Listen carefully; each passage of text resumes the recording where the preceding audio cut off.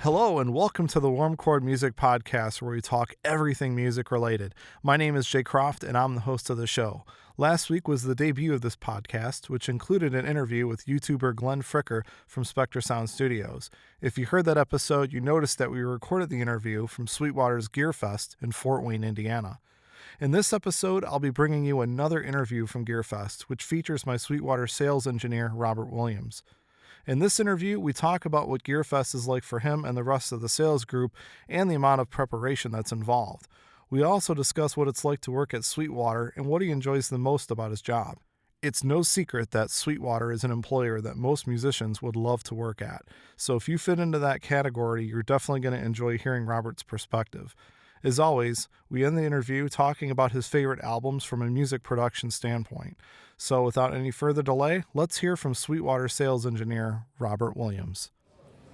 So, Gearfest is an annual event.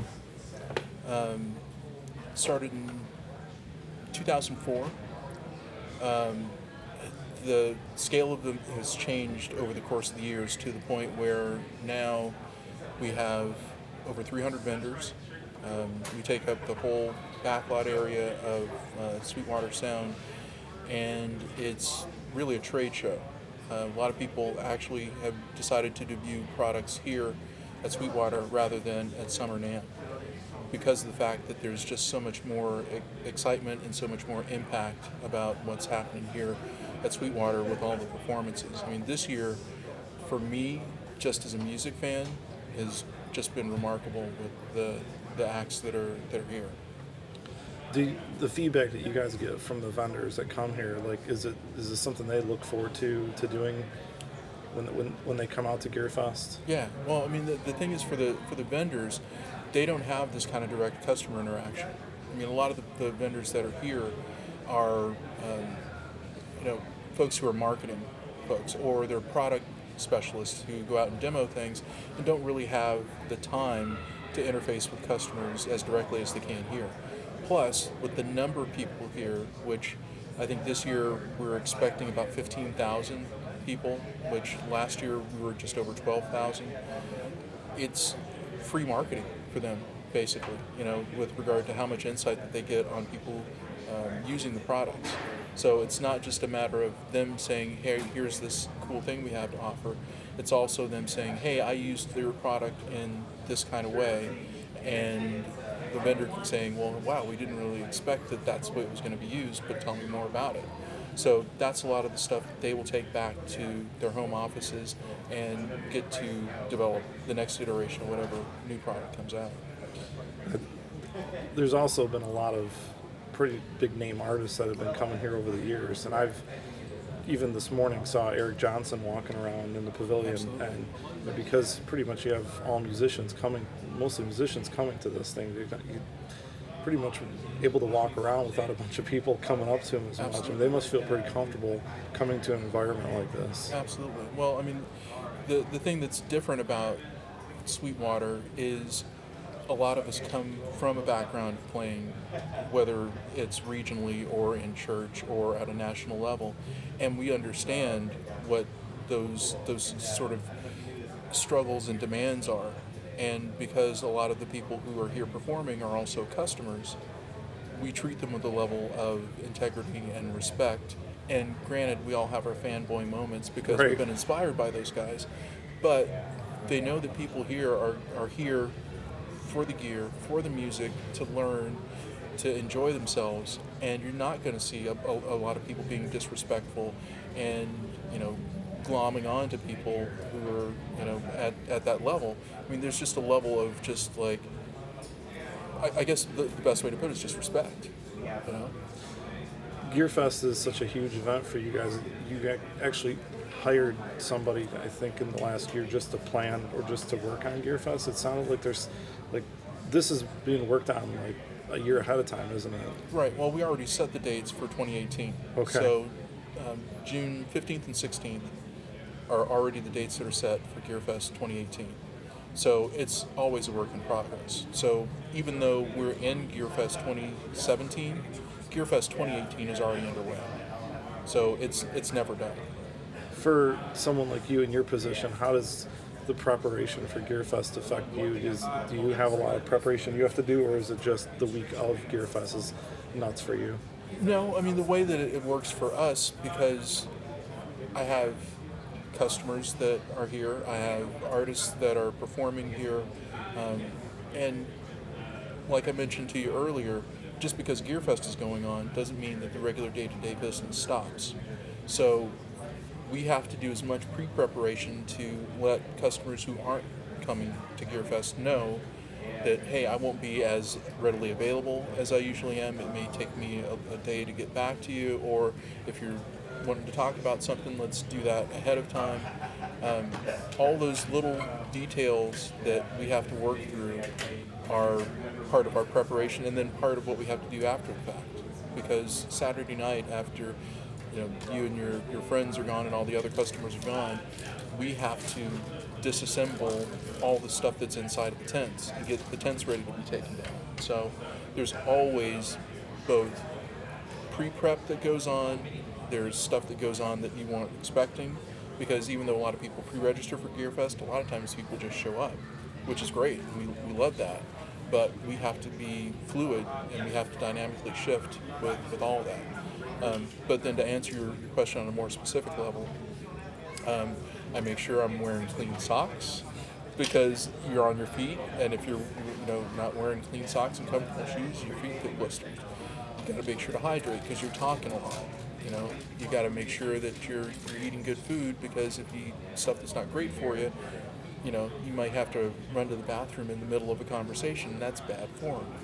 Right. So I mean, it's almost like a sporting event in a way, because it's an endurance event. Is there anything that you get to enjoy out of Gearfest yourself? Like any of the workshops you get to go to, or do you really get a chance to see that stuff during other times when these vendors are here, or when these other people come in? Well, I mean, Gearfest as it is a customer-centric event.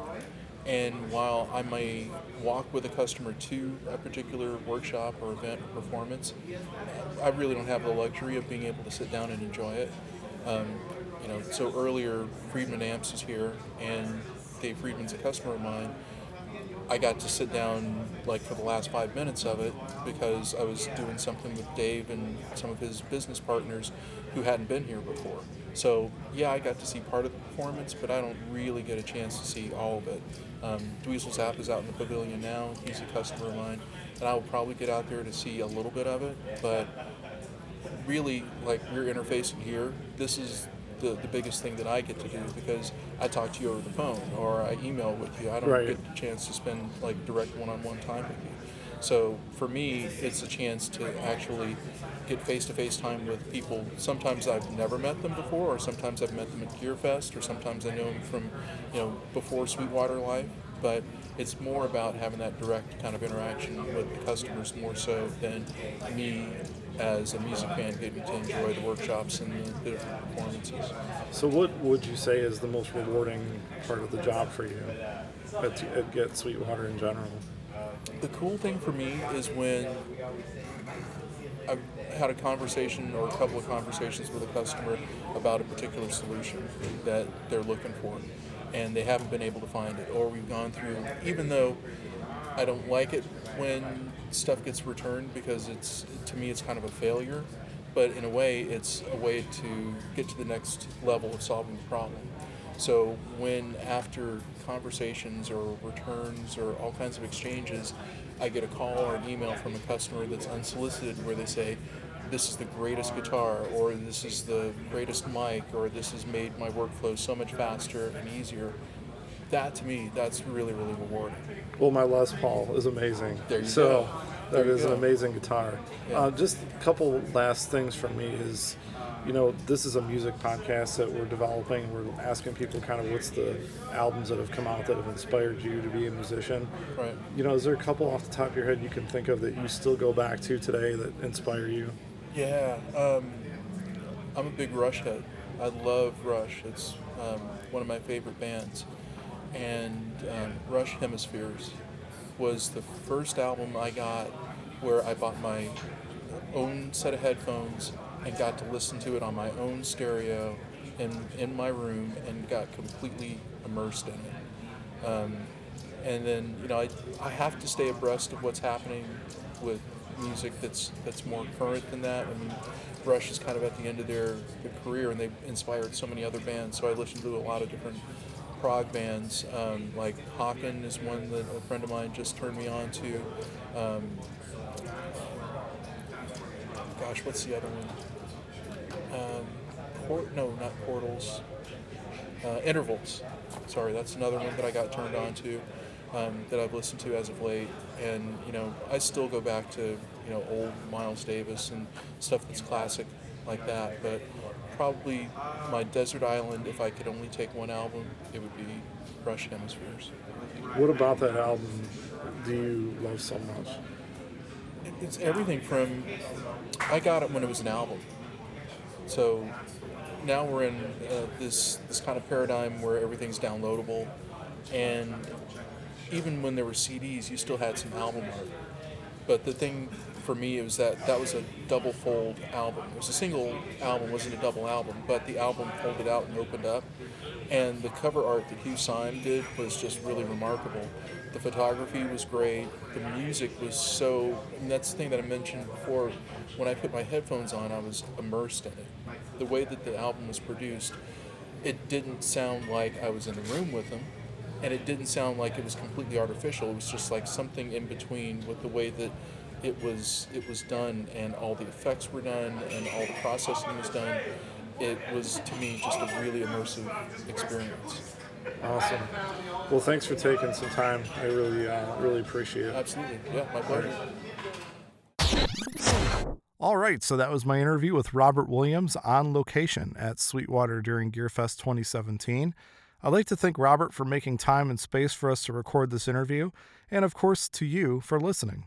Our next episode is going to be the third and final from Gearfest, and it will be a bit longer than the previous two episodes, as we're going to be talking to Ed Sertage of Woodshed Studios and Ryan Looney of Electric Alley Music, both close friends of mine that have been attending Gearfest for more than 5 years and offer some great insight on this event.